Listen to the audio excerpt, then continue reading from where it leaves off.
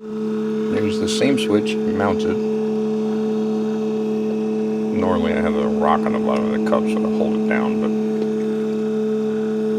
out of the water, in the water, you can hear it hitting the bottom and the top. The bucket's full of water, the bucket's empty water. It's supposed to be off right now.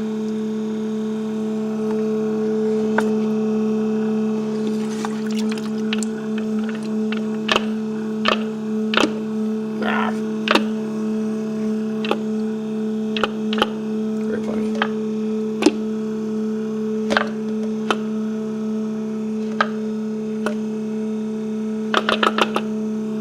Okay.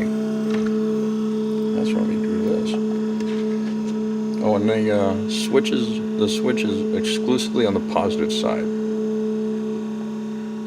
If that matters at all. Let me grab this guy and yank it. There we go.